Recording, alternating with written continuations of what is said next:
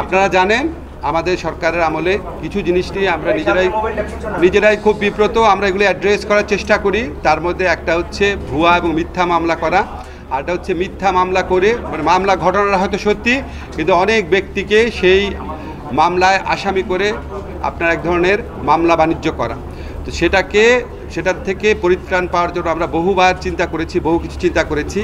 আমরা বাংলাদেশে যারা বড় বড় ক্রিমিনাল লয়ার এক্সপার্ট আছেন তাদের সবার সাথে কথা বলেছি, অনেক কনসালটেশন মিটিং করে, স্বরাষ্ট্র মন্ত্রণালয়ের সাথে কনসালটেশন মিটিং করে আমরা একটা চেঞ্জ এনেছি। সিআরপিসির খুবই গুরুত্বপূর্ণ চেঞ্জ।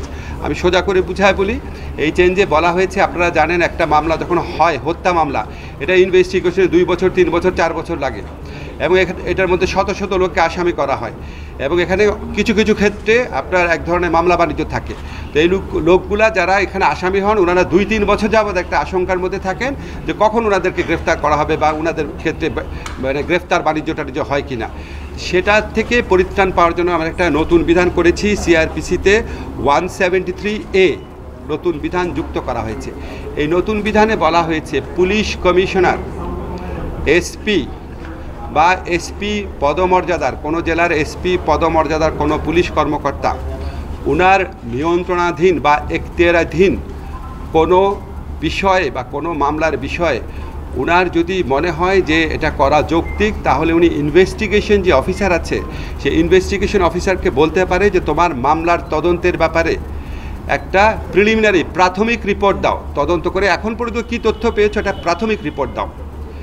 সেই প্রাথমিক রিপোর্টটা যখন ইনভেস্টিগেশন অফিসার প্রিপেয়ার করবে, করার পর আমাদের যে এসপি সাহেব আছেন বা পুলিশ কমিশনার আছেন তারা ইনভেস্টিগেশন অফিসারকে বলবে এই প্রাথমিক রিপোর্ট বা প্রিলিমিনারি রিপোর্টটা, ইনভেস্টিগেশন রিপোর্ট, এটা ম্যাজিস্ট্রেটের কাছে জমা দাও।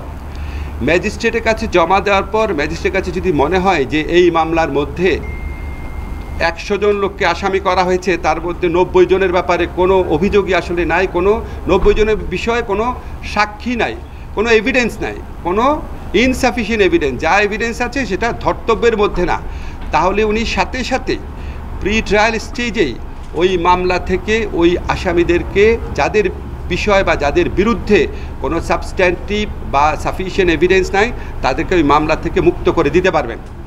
তা আমরা আশা করছি এইটা যখন কার্যকর হবে, আশা করছি আমাদের পুলিশ প্রশাসন এবং আদালত প্রশাসন ওনারা একসাথে কাজ করে যেই সমস্ত মামলায় আপনার গ্রেফতার বাণিজ্য বা মামলা বাণিজ্য হচ্ছে, অসংখ্য লোককে আসামি করা হচ্ছে এবং যাদের বিরুদ্ধে প্রিলিমিনারি রিপোর্টে, পুলিশের প্রাথমিক রিপোর্টে কোনো রকম এভিডেন্স পাওয়া যাবে না, তাদেরকে আদালত প্রাথমিক স্টেজে, প্রি ট্রায়াল স্টেজে বিচার শুরু করার আগে ডিসচার্জ করে দিতে পারবেন।